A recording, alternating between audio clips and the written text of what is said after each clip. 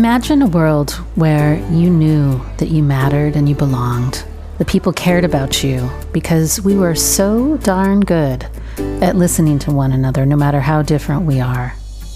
That is what Sidewalk Talk is doing by putting listeners on sidewalks all over the world so that we can practice the art of connecting.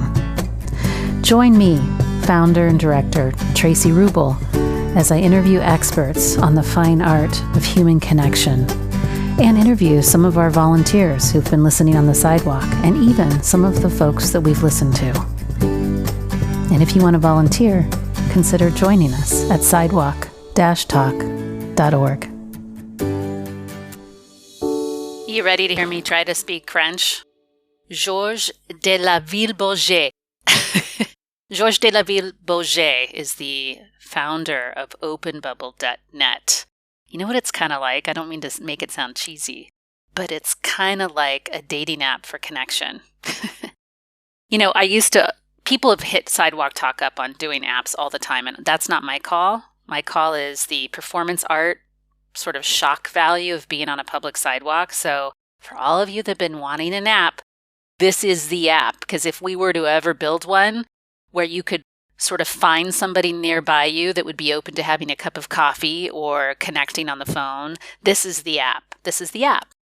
And Georges is, Georges, if you're listening to this, you are my new friend. I am coming to Paris to come hang out with you.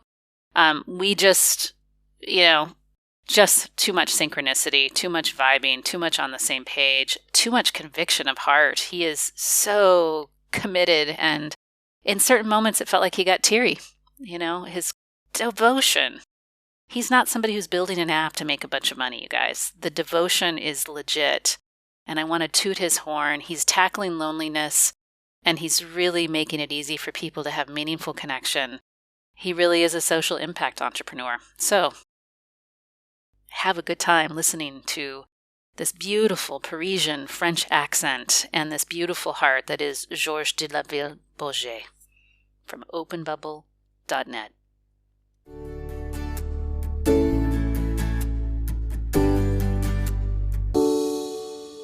Georges, I should say. Georges. The R is very important. Georges. Yes. It's so lovely to just be able to start my day with this moment of connection with you. And we were just playing around with how to say your last name correctly. And I just find French accents so beautiful. So will you say your last name correctly for us? Georges de la Ville Bauge. But could you say it? Yes, je suis Georges de la Ville Bauge. Mm. And you have a very similar passion for loneliness and have really sort of taken big strides in looking at how to bridge the gap and created something to help people connect. Tell us a little bit about what Open Bubble is and does, and then I'm going to sort of pry into your personal life and why you did this. How's that? No problem. I will certainly talk about Open Bubble, but I want to react about the word that you just used, passion and passion for loneliness, which really seems like antinomic. And then I would say that's more of a passion to end loneliness, really. So how do I start? Passion for loneliness really troubles me. Well, I'm 53. I've lived most of my life surrounded with people, actually surrounded with people and with computers. And I've many friends, really many people who really like me, really love me, and who I love back. No problem with that. But then I've always felt a bit disconnected.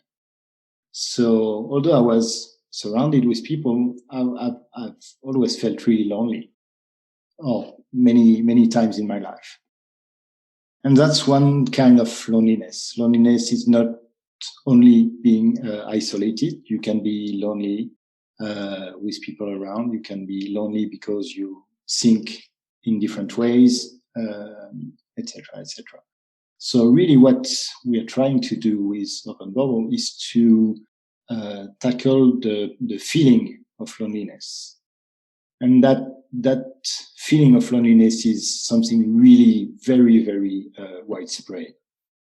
It touches, if we want to go into the numbers, I don't want to bother anyone with the numbers, but I've seen studies in France, but the numbers are the same in every Western countries. So in the US, in the UK, in Germany, etc. That's the same numbers, and that's the same numbers in big cities all around the world. The feeling of loneliness touches about 44% of the adult population, and what may come as a surprise, it touches almost 2/3 of the people below 35. So loneliness is not really something that only touches the elderly people. It touches everyone, and it really affects the youngest people. 3 years ago, I realized that, and I felt like it was kind of a mission that I had to do something about it. And the idea that I had was actually very, very simple. How do I let people basically tell people around that they are available for a quick chat, for a conversation? And that's it. I'm not trying to educate anyone. I'm not trying to make people feel good or feel bad or anything. I'm not trying to get people into routines that they would do every week because they have to. It's really, sometimes you are just sitting there and basically doing nothing, and you're thinking, how about talking with somebody else? And well, there's no easy solution to do that. For most people, it's really hard to go to the other person because you don't want to interrupt that other person. You don't know if that person is available or not. And there are two hurdles we are trying to solve. One is be sure that the other person is also available. And the other one is, what are we going to talk about? So we are lifting these two to make conversation very simple and very fun. And you don't have to be lonely. You just have to have the time and the will to talk with somebody else. So that's what we do with Open Bubble. It's beautiful. And I imagine because it's technology that it also gets in the hands of those 2/3 of folks that are below 35, because they're, not to say that you and I don't use technology, but they're the ones that are really using devices quite a lot. And so I imagine that this really attracts those folks that are already on those devices most of the time to be able to reach out and say, hey, I want a real conversation here. Exactly. That's exactly that. Yeah. And there's no, so just to give a few more details about how Open Bubble works, because what makes it very different from, let's say, a dating app is that you don't really choose the other person. It's only a chance that you are available somewhere and that other person is also available nearby. And then you two are connected, but you don't choose anything. Actually, there's no catalog. There's even no picture. We've had one of our users who now is a regular user. And the very first reaction that person had was, where the heck are the pictures and how do I choose the people?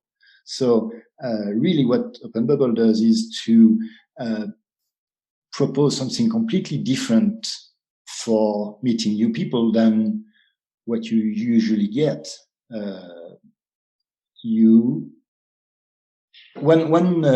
Sorry, I'm used to start sentences and finish others, but well, Um, I'm still listening. You can speak however you want to speak. I'm completely with you.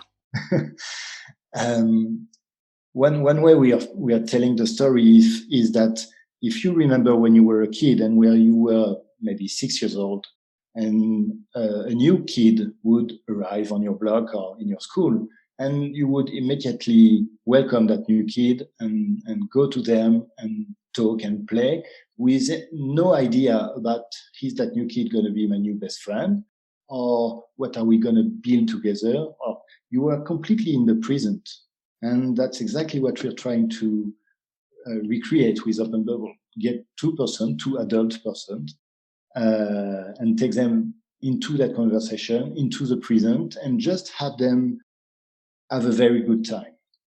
And it's been completely studied that a conversation, a half an hour or 45 minutes conversation with a stranger is very good for both people. It's good for their environment, personal and professional, and it's good for their health, it's good for their empathy. And even though it doesn't go any further than that conversation, it's good for both of them. Yeah, I mean, what I'm really getting excited about as I listen to you is that we share this passion for this connection of strangers, and that what I hear is that there's this quality that sometimes folks have when they get onto the app, which is, I want to know who I'm talking to, but that the magic is really in the not knowing, because it invites a level of presence and Exactly. novelty, because it is a person. It's like a gift that you're unwrapping, and you don't know what's going to be inside, right? You're unwrapping this beautiful gift. And, I always find my first therapy sessions are so fun. I don't want to get off the phone because I'm like, I'm just getting to know this person's story. And it's the same when I imagine folks are meeting somebody new. And the thing that I also love is that you are potentially connecting to people that wouldn't naturally meet too. So I imagine it helps widen their embrace of different kinds of people. Absolutely.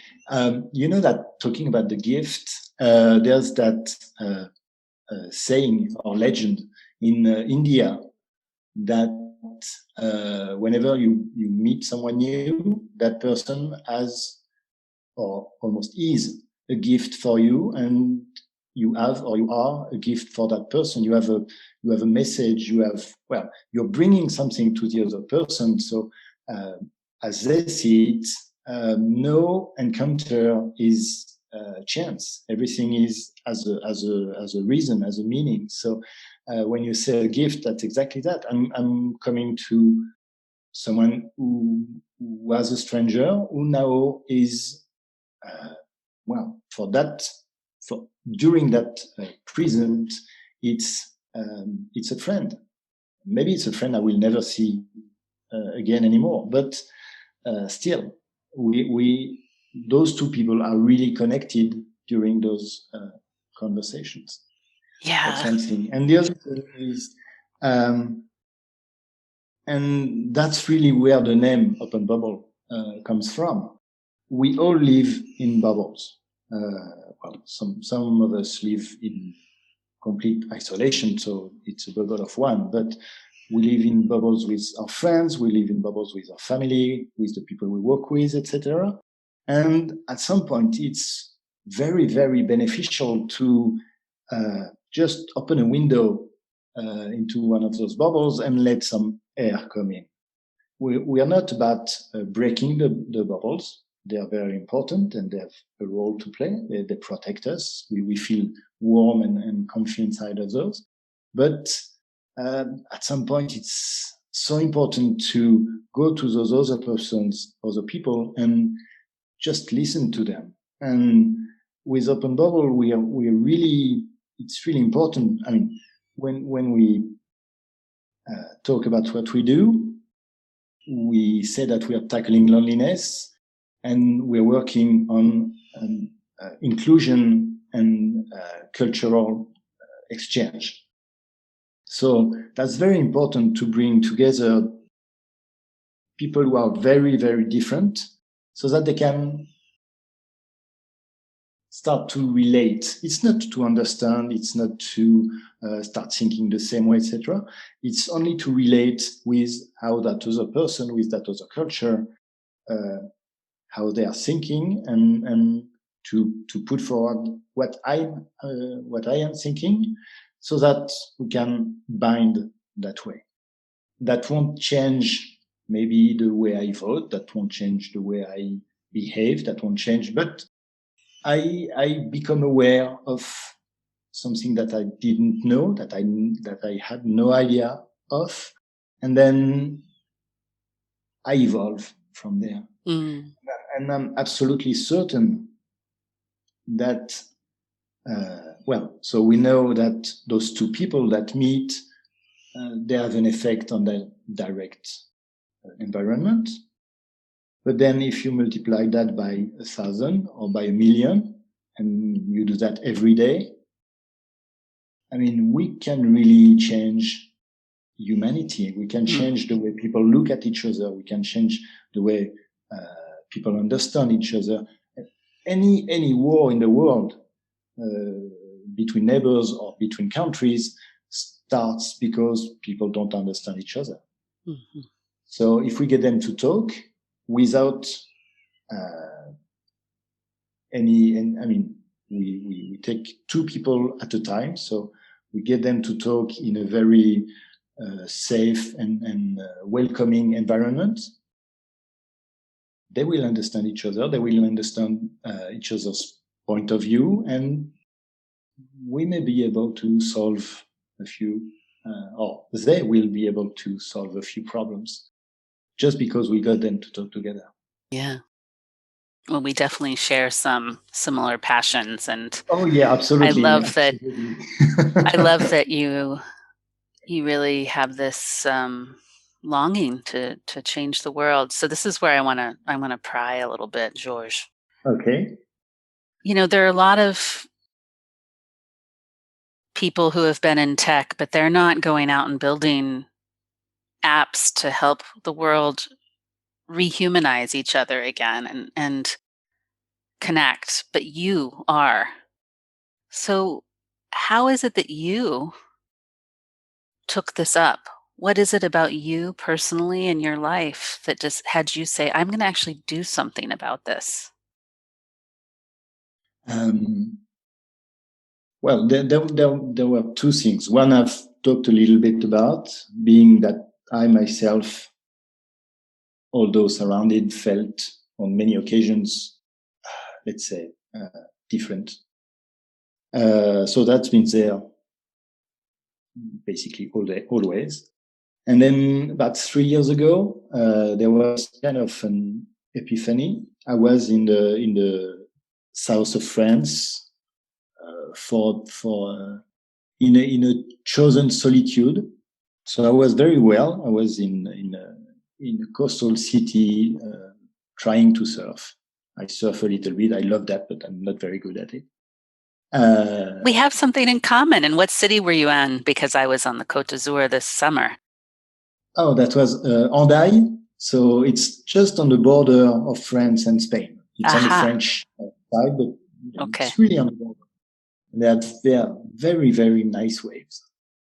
So I was really enjoying that. I was, to really tell the truth, I was in the middle of a burnout.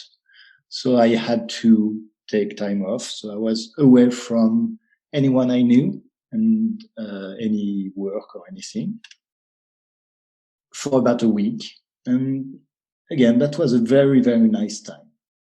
And about midweek, I would realize that life was good, and I would be happy to talk with other people. Anyone actually would be nice and kind and would like to talk about anything. And then I was to realize that there was no way to do that. If I was going to a dating app or website, the person would have expectations, And that's not what I wanted. And there was really no simple way of basically telling the world, if you want to talk, I'm here and I'm available. And I'm not one of those people able to go and chat with anyone. So I can easily chat with people, but there needs to be a starter. There needs to be an icebreaker. And so I had this very simple idea of going through a smartphone to just say, okay, I'm here, I'm available. And who else want to talk? And since I can do that with computers, well, I did. Okay. So what I hear is that there was also this shift in you because you had gone from being focused on work to now having the space to realize that you actually wanted to connect.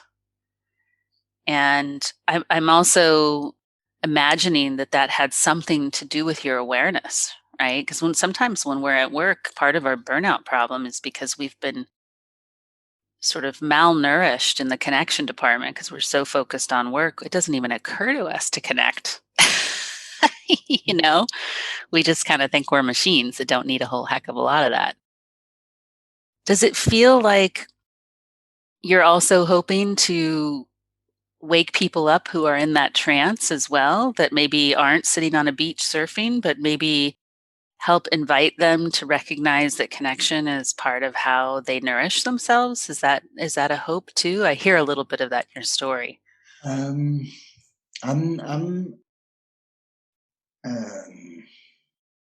how to put that?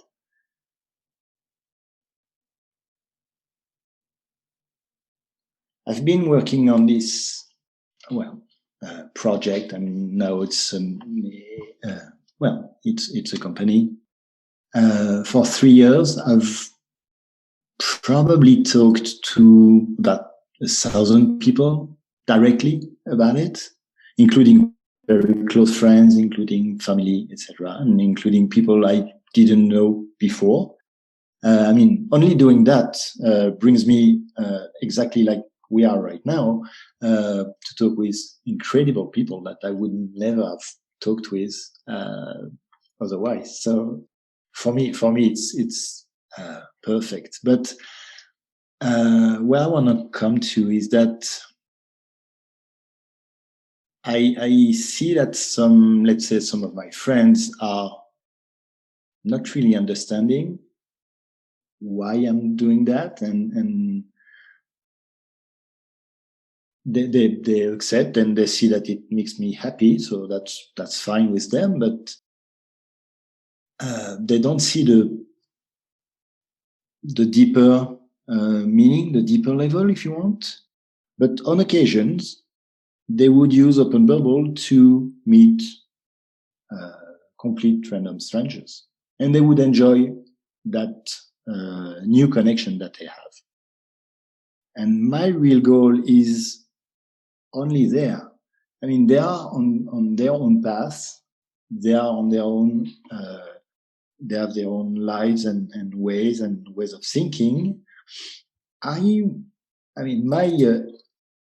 my expectations, let's say, are. I don't want to say pretty low, but I just want to get people in touch with each other and then let the magic happen.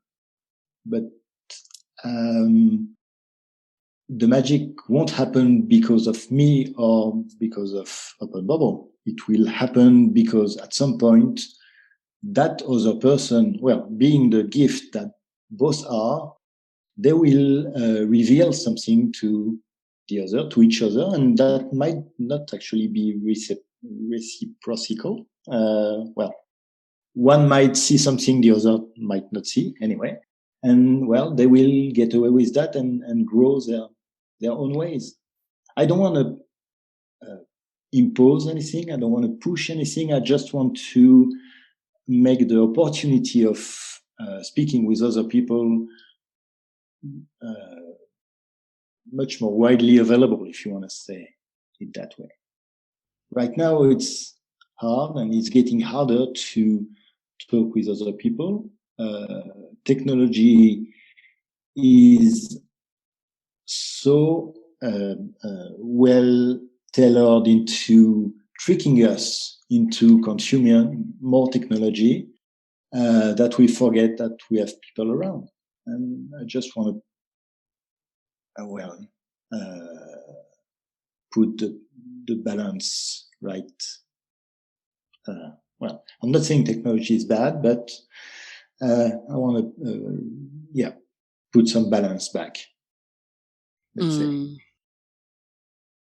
So I'm really hearing that there's this longing that you have to have us really be able to have these magic moments, gift-like moments with strangers that then ripple out, that that potentially stay with us, so that we go back out into our lives and maybe make better eye contact with someone, maybe take a moment to put the phone down and stay a little longer in that conversation. And that I mean, I really appreciated, what I really liked about what you shared is that some of your friends still kind of are scratching their heads, like, I don't totally get it. And I think that that's the challenge, right? Because we've become so, in a way, disconnected from our humanity in a way. And what I hear you really on the mission to do is to light a fire for people again, to really get in touch with their humanity, which is deeply involved in connecting with other humans in these really sort of sweet, more innocent, less, driven ways. I have one profound, sorry, I can't find the word, certainty, is that nothing really brings more joy than a connection with another person. And that doesn't mean that it has to be a close friend or a lover you can find real joy talking with another kind human who you didn't know 10 minutes before.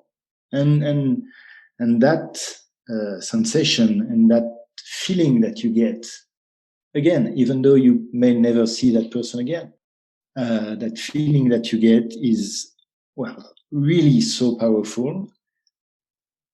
It can last for years, and if you feel down, it can come back and help you get back up.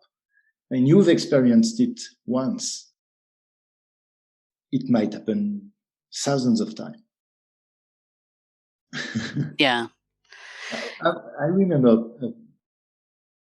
an idea that I was when I was a kid. I was about maybe 16, and actually I went to spend 2 or 3 weeks in a very small town in Texas, and I loved that trip. I really loved it, and I came back again. I was 16 or 17, thinking really that was the best summer of my life, and nothing, no other summer will ever beat that. And then the next summer, actually, I don't know what I did that next summer, but I know that it was even better. And so from there, I started to think, okay, the best is yet to come. And, it's been 35 years. And the best is still yet to come. Yeah, so I love that. Just because I realized that so it was the moment more than, there were people, of course, but there were moments, and new moments would come, and new moments would be better than the previous ones, even though some moments in between would be really really shitty and you don't want to go there.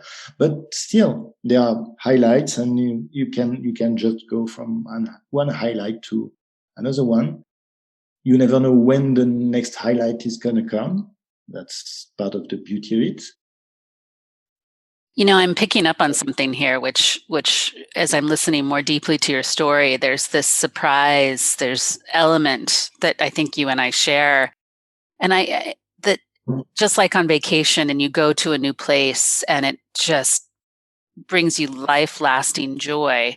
The same is true with, people say, oh, well, if you're speaking to strangers, can that really impact loneliness? And I say, actually, yes. And I hope that, more impact research gets done. There's some happening in between two academic departments and between the UK and the US, some train writers. But I love this idea because it's certainly true for you in your experience of people using Open Bubble, and it's true in your experience of you talking about your vacations.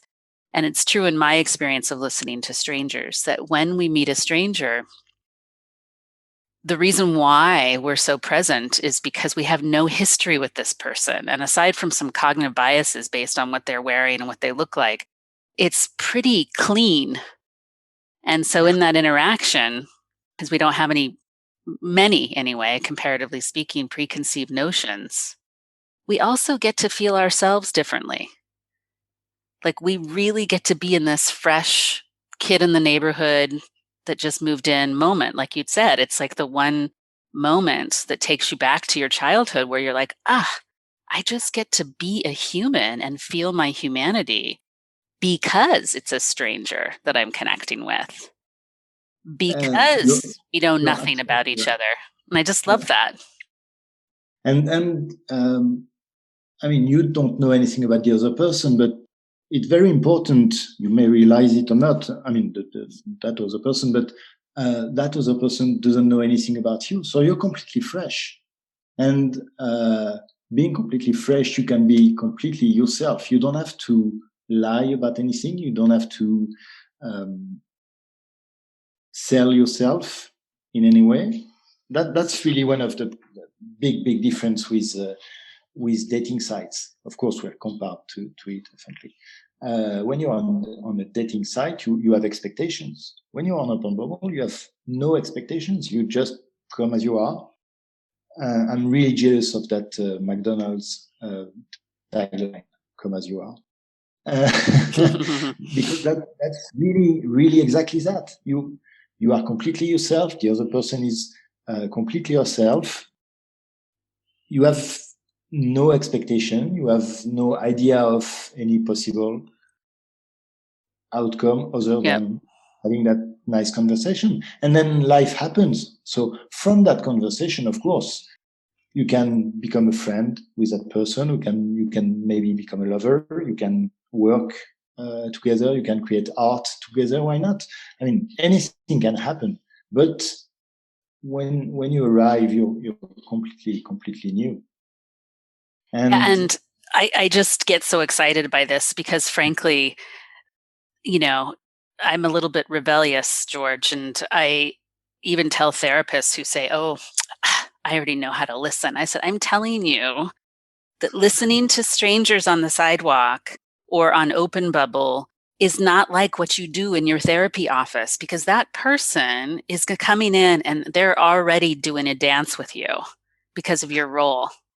But when you're just sitting there as a stranger, you as listener and you as storyteller are that, I'm going to use that word again that we've now used a few times, fresh.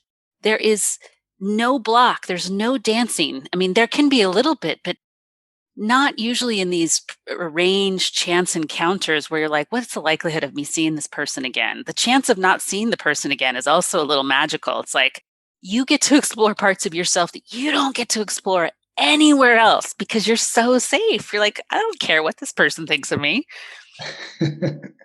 Yeah, no, I think it's sort of what makes it come alive is your vacation in Texas, like how the joy that got sparked in you is sort of the joy that I also hear get sparked in you listening to strangers. And I can really get on that train because I've had that experience too. And that's really very important. I mean, you become more friendly with yourself. Because you realize that that stranger that you didn't know when you were talking with him or with her. Well, you laughed and you made that person laugh. You were thinking of yourself that, well, you were boring maybe, but well, you're not. When you are the true self, you can make people laugh. And when you make people laugh, my God, it's so good for yourself. You can tell your story. I mean, that story I told you about Texas, I'm not sure I told it before, but that brings me back to Texas. That brings me back to when I was 16 or 17. Well, I loved the music back then. I'm still listening to the same music. And then you see from there, I'm talking to you and I'm talking to your community. Thank you very, very much for welcoming me. But I'm also in a sort of way talking to myself, talking to my younger self. Well, that really feels good. Thank you very much for that. You're the 7-year-old boy that rides his bicycle down the street in his neighborhood is in this conversation, and the 17-year-old that went on vacation in Texas is in this conversation, and the 53-year-old surfer, well, the 50-year-old surfer who was in the south of France, who had this idea is in this conversation. So yeah, I can hear how you get to probably also because we're strangers in a way, right? Yeah, absolutely.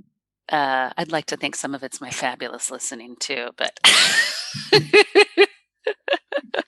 I'm teasing. This was just delightful. It's so lovely. I have a real love for French culture, having been an exchange student in Paris and speak no French anymore. But I like to also, I guess I didn't say this to others, but I guess I brought my 17-year-old. I told you about my beautiful kiss with Xavier on the Champs-Élysées when I was 19. I was 19.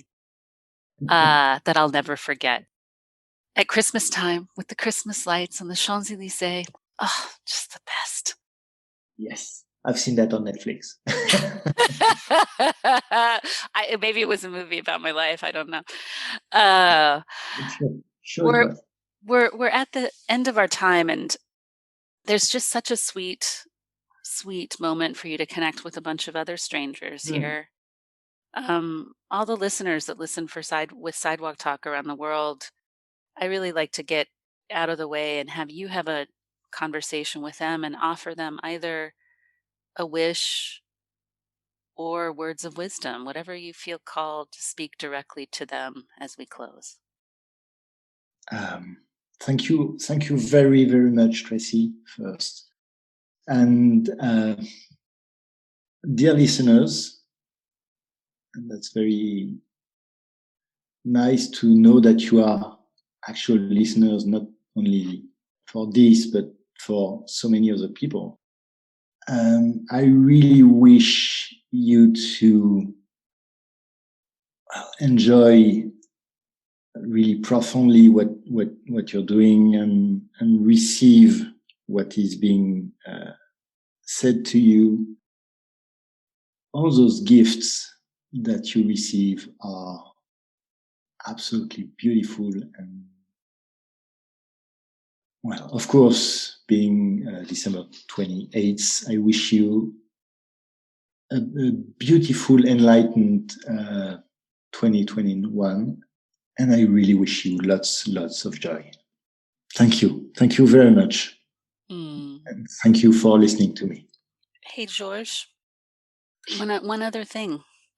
Since I'm married to somebody who English is not their first language, I wanted to offer, is there more that you'd want to say in French relative to that wish and those words of wisdom as well? Because I know that sometimes you can speak from your heart when you're not encumbered by having to speak in your non-native language. Je vous embrasse tous très, très fort.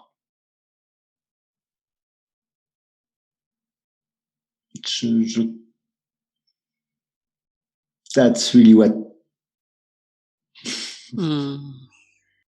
Beautiful.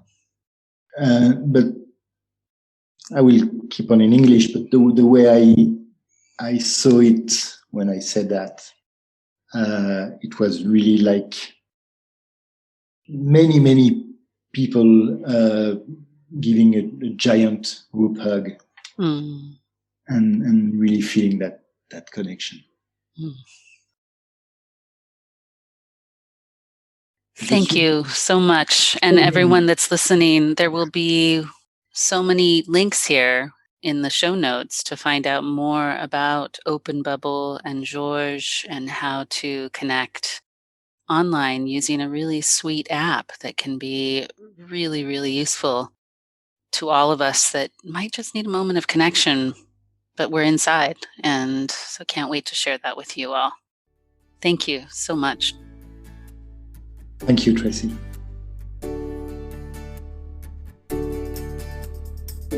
Thank you for being here listening to this episode of the Sidewalk Talk podcast. If you like what you heard, tell your friends, tell your family, like and comment on the podcast publisher that you're listening from, and subscribe. This will help us get the word out about changing our culture to one of connection.